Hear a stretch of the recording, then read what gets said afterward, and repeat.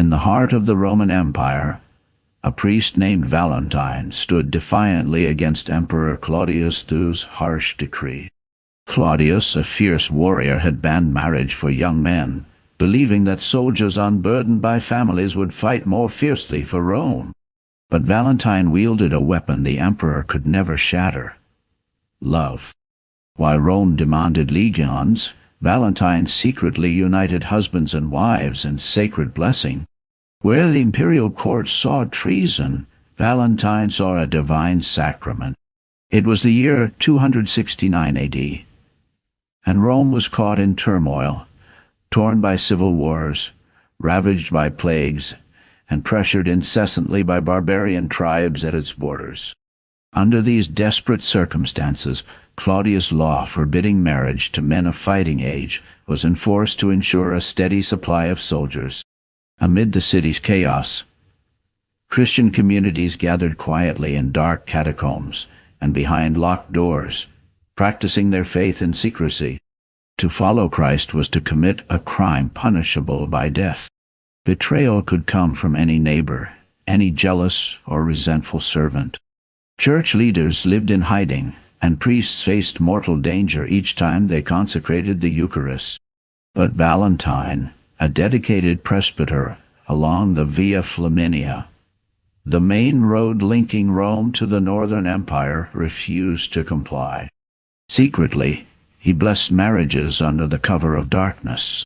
Though the emperor forbade the bonds of conjugal love, Valentine consecrated them as sacred covenants before God. While Rome forged the chains of oppression, he forged holy unions that transcended earthly power.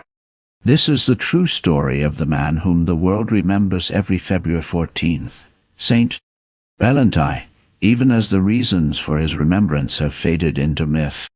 Valentine was born in the early decades of the 3rd century, in a city marked by stark contrasts. Rome's majestic pagan temples soared over neighborhoods where the impoverished, especially Christians, shared their meager bread.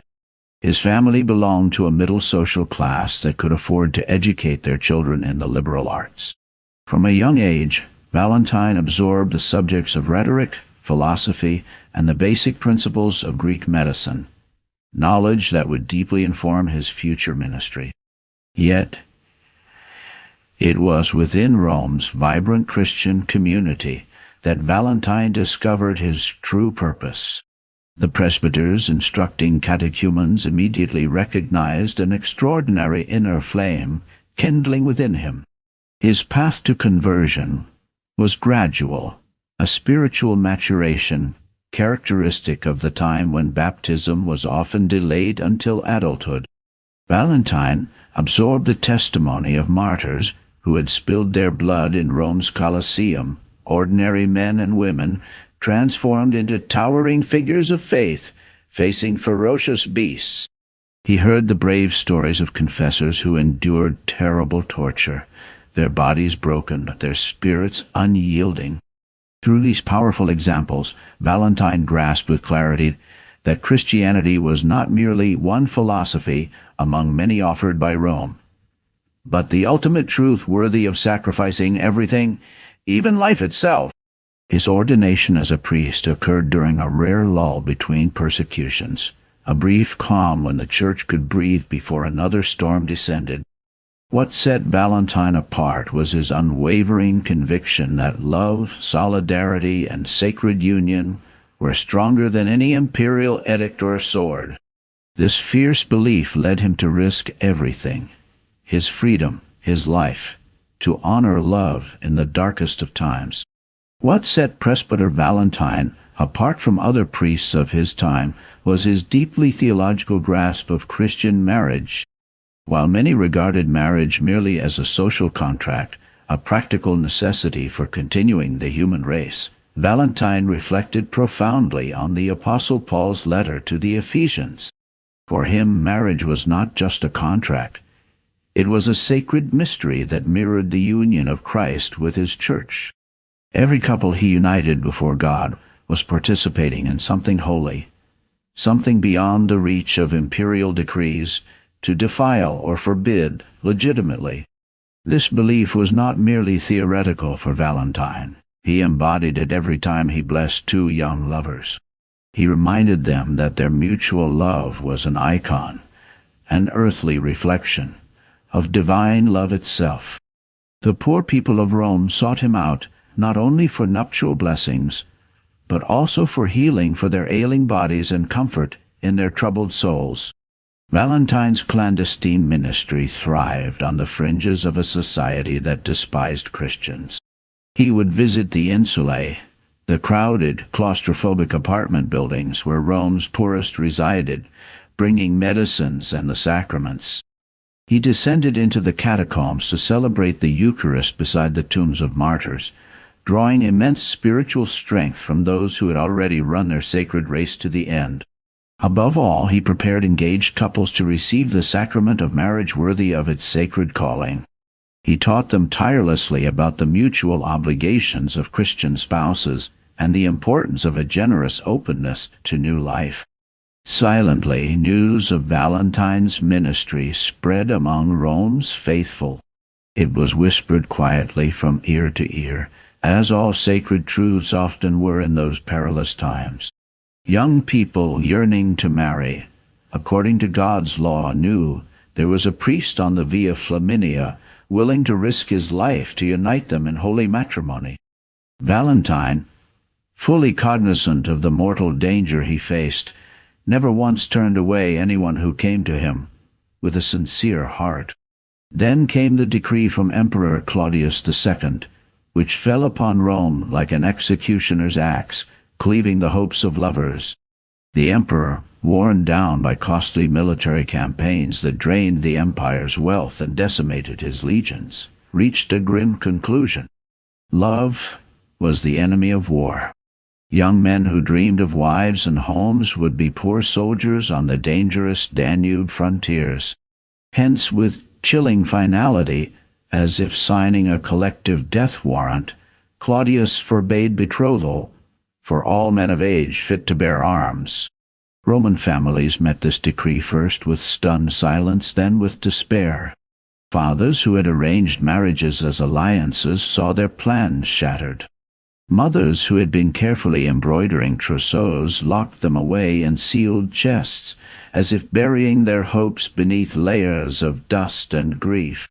And the young lovers, those who exchanged secret glances in bustling markets or whispered promises beneath secretive garden shadows, realized Caesar had stolen their future.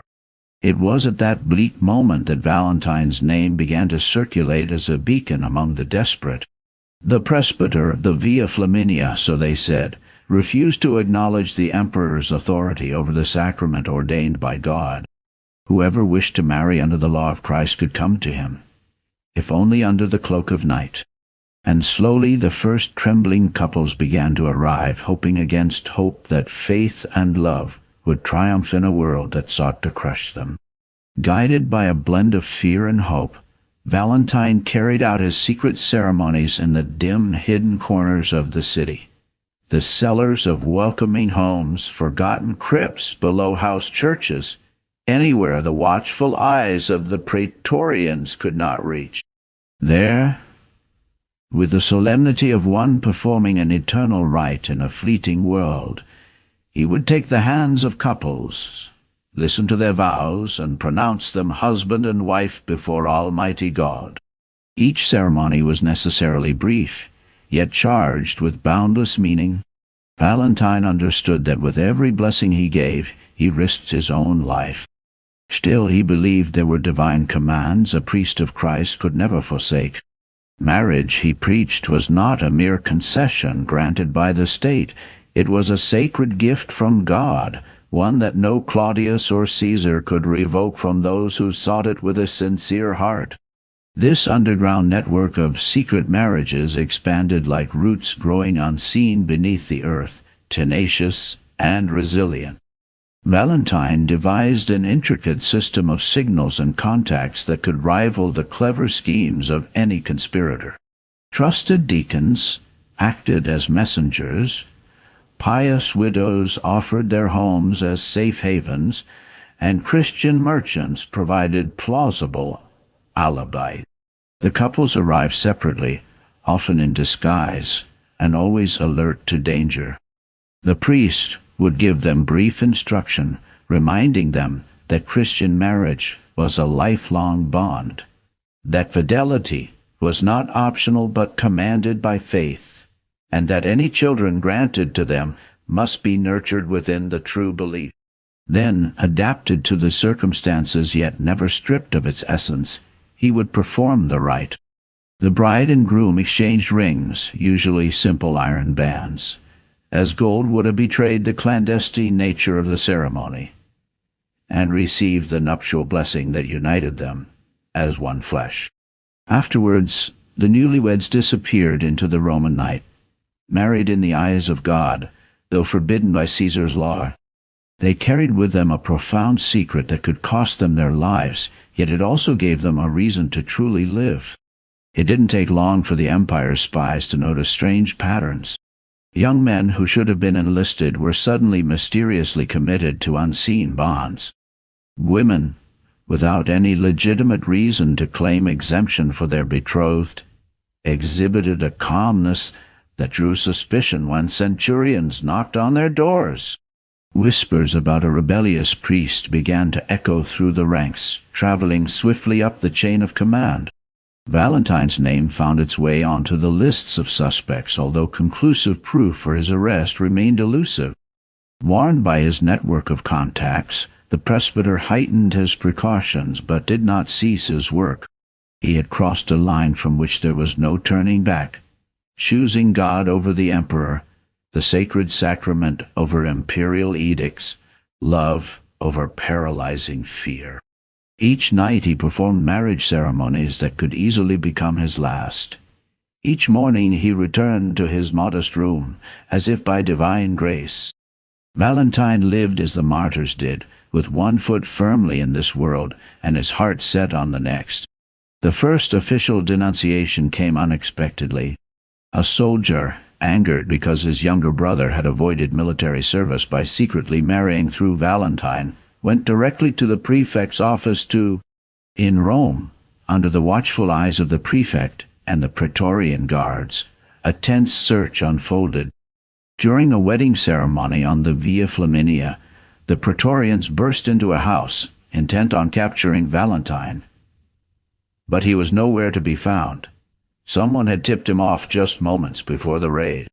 Although the newlywed couple was captured and subjected to intense interrogation and threats of torture, they steadfastly refused to divulge the priest's whereabouts. This first failed attempt only intensified the resolve of the imperial authorities. The prefect escalated the manhunt, offering a bounty for any information leading to the rebellious presbyter who dared to defy Caesar in the name of love. For weeks, Valentine lived a constant game of hide-and-seek, moving stealthily from one house to another. Despite the dangers and limited rest, often sleeping only a few hours before seeking a new refuge, he remained unwavering in his mission.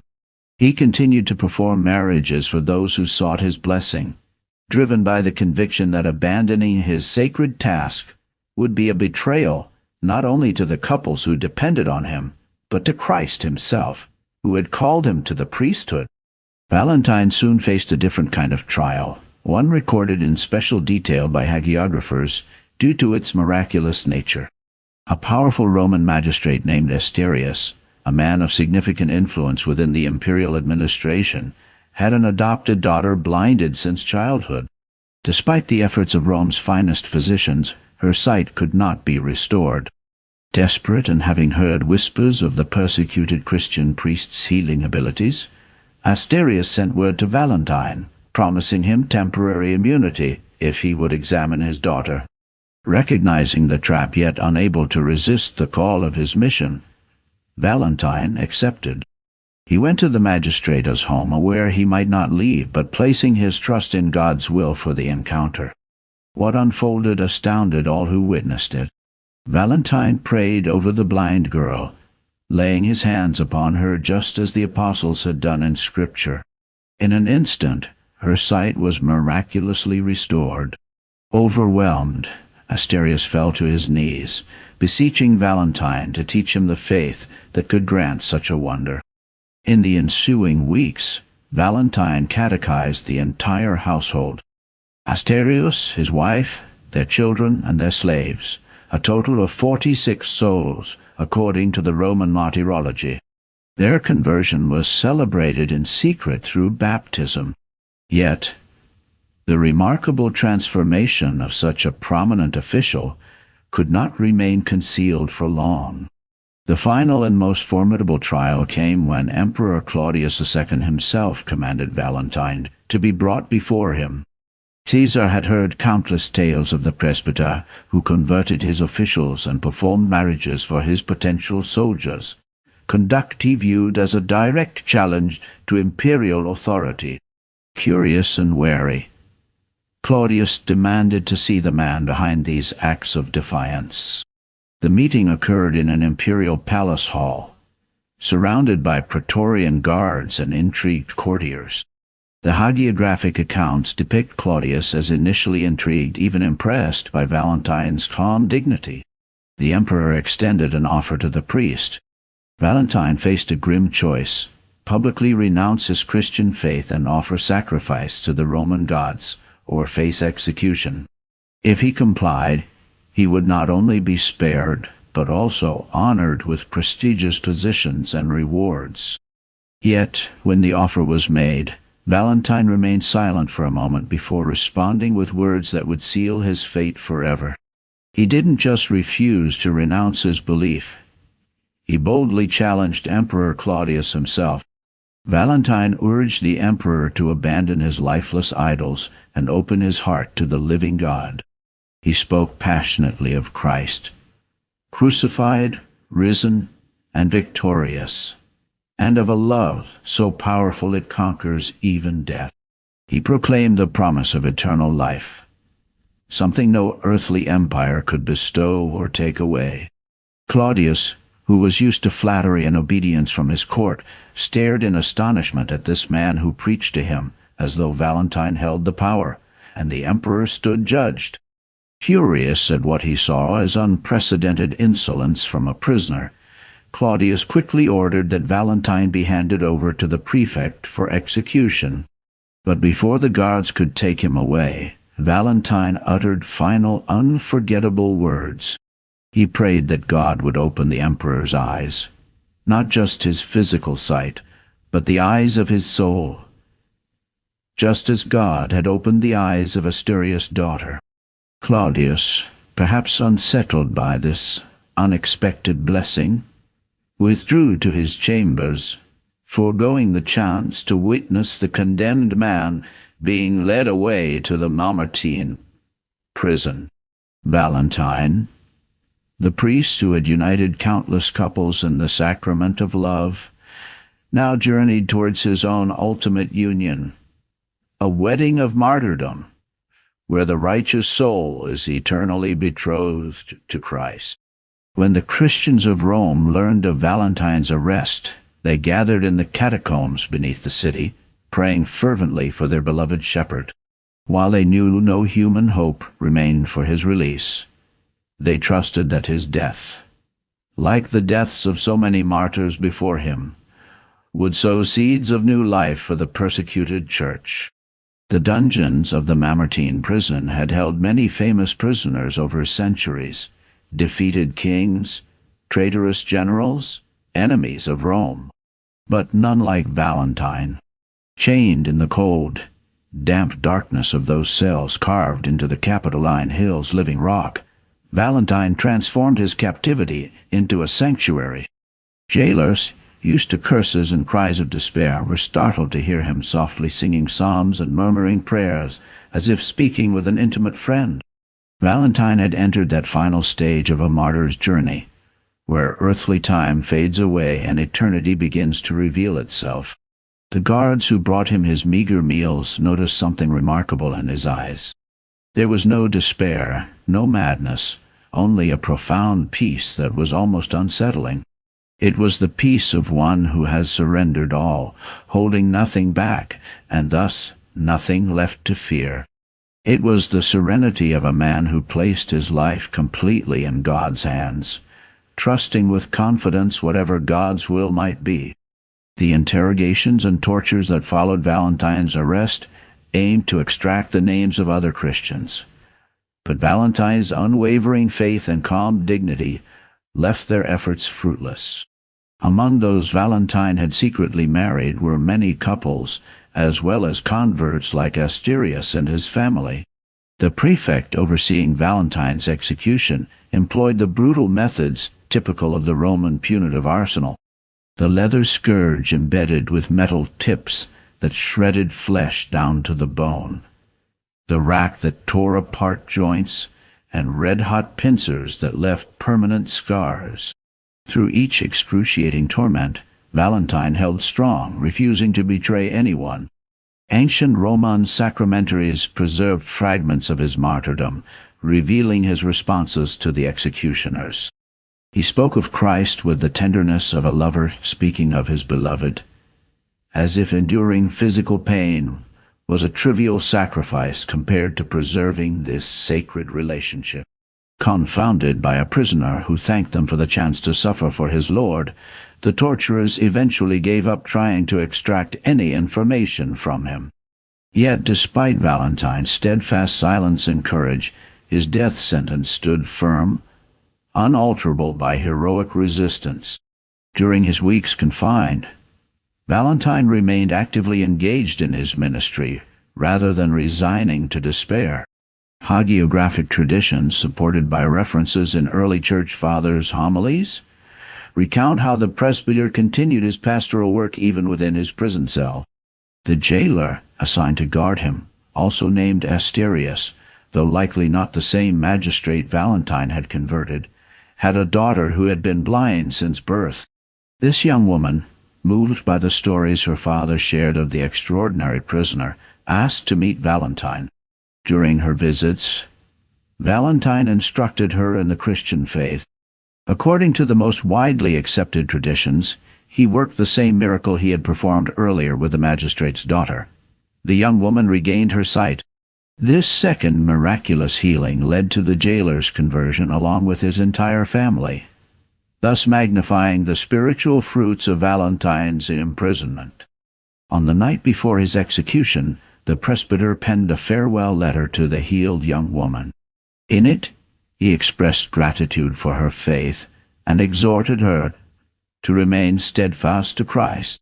He signed the letter with words that would echo through centuries, becoming a universal emblem of love signed from your Valentine.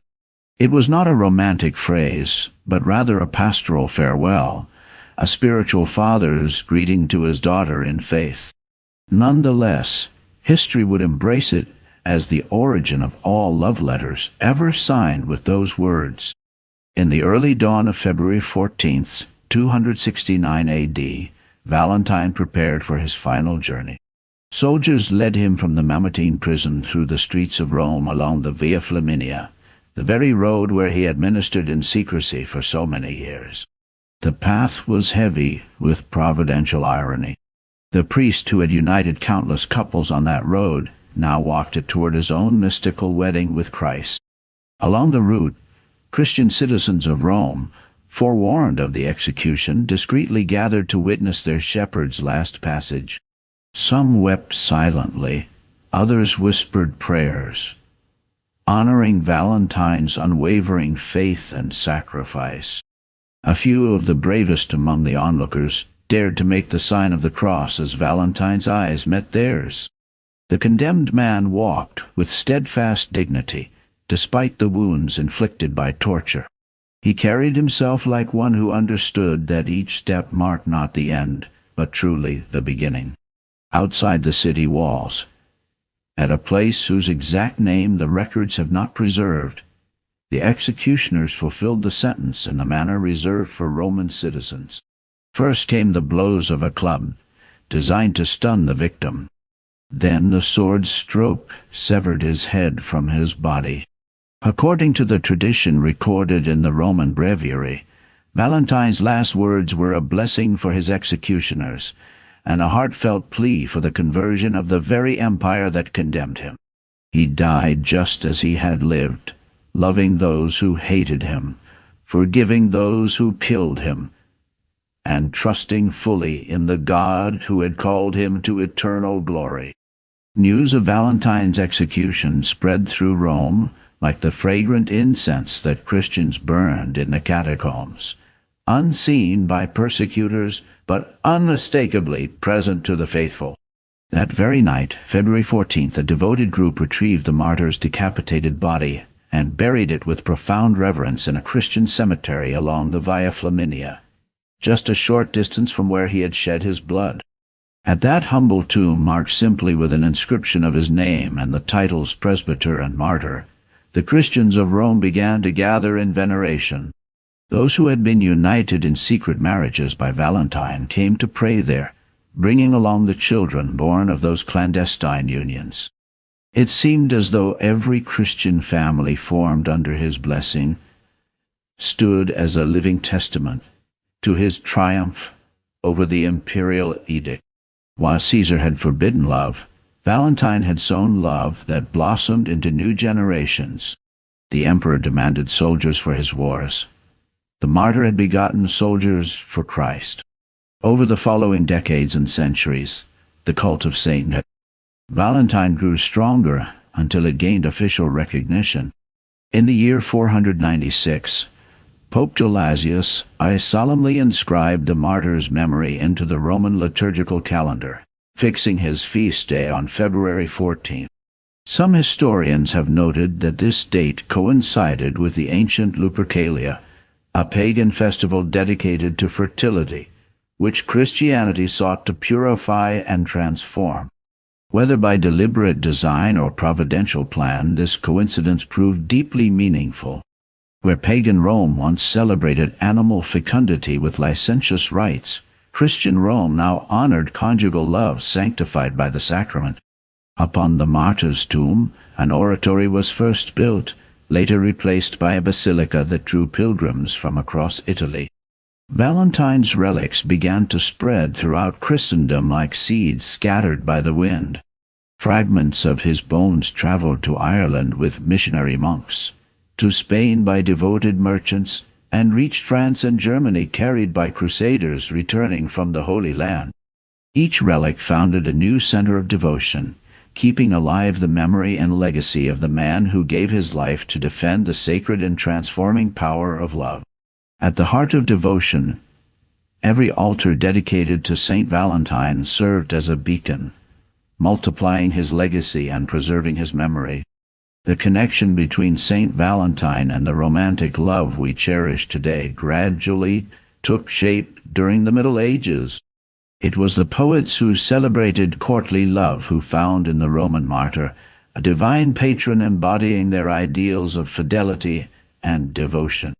Among them, Geoffrey Chaucer, often hailed as the father of English literature, stands out as perhaps the very first to explicitly tie Saint Valentine's Day to the mating of birds and the flourishing of springtime love, as depicted in his renowned poem, The Parliament of Fowl. The heartfelt custom of exchanging love letters on February 14th first took root in England and France. From there, it blossomed and spread across Europe, eventually captivating hearts all over the world. The letter attributed to Valentine himself, penned to his jailer's daughter and signed simply from your Valentine, unwittingly set the timeless precedent for all subsequent love letters. Although modern commerce has, at times, reduced the day to mass-produced cards and chocolates wrapped in cellophane, beneath this commercial sheen beats the steadfast heart of the martyr who gave his life defending true love. Each couple that holds hands on February 14th, whether knowingly or unconsciously, pays tribute to a Roman priest who believed that human love was a treasure worth protecting, even at the ultimate cost, his own life. Yet, St. Valentine's influence extends far beyond the annual celebrations and the popular customs associated with his feast day. The Church continues to venerate him not only as the patron saint of lovers, but also as the protector of epileptics. honoring his reputation as a healer and of beekeepers, though the origins of that particular patronage have faded with time. His name remains proudly inscribed in the Roman martyrology, and his memory is invoked in churches spanning 5 continents. His example serves as a powerful inspiration for those who strive to live marriage as a sacred vocation. In an era where the true meaning of conjugal commitment is often forgotten, love is trivialized as fleeting emotion, and marriage dismissed as outdated, Saint Valentine offers a poignant reminder of eternal truths. Authentic love is not merely a feeling, but a conscious decision. Marriage is not simply a social contract, but a divine sacrament. Fidelity is not a burden, but a path to liberation. And there are values so profound they are worth risking everything for, even life itself. Today, relics of the martyr are spread across altars throughout Christendom, from the Basilica of Santa Prassede in Rome to the Carmelite Church on Whitefriars Street in Dublin. Though dispersed, his testimony remains whole and unified. The love that springs from God is invincible against any earthly power. The silence that follows martyrdom is not emptiness but fullness, a powerful testament. On that February 14th, when the executioner's sword ended Valentine's life, a new beginning was born, one that no empire or force could ever destroy. The unwavering truth that love is stronger than death. The priest of Valencia left behind no armies or conquests, but something infinitely more enduring. Christian families who pray together, children baptized in the faith of their parents, and spouses who remain faithful. All these stand as living legacies taught by a presbyter who revealed that their union reflects Christ's love for his church. In today's world, where love often gets reduced to a commodity and commitment treated as a flexible choice, the blood of Valentine continues to cry out from the ground beneath us. His sacrifice reminds us that true love requires bravery, that marriage is first and foremost a sacred calling, rather than just a legal contract, and that faithfulness is the quiet, everyday expression of heroism. Every couple who chooses to stay united through hardships, every family that raises their children grounded in faith, every heart that puts another's well-being above personal comfort, these extend the sacred ministry of the priest who blessed spouses even as Rome demanded soldiers. May his example shine light on our lukewarm affections and awaken within us a longing for a love worthy of the name Christian. Through his intercession, may engaged couples receive the grace to prepare themselves with dignity. Married couples find the strength to endure, and all lonely souls hold on to hope for that love for which they were made. Saint Valentine, priest and martyr of Rome, defender of conjugal love, pray for us.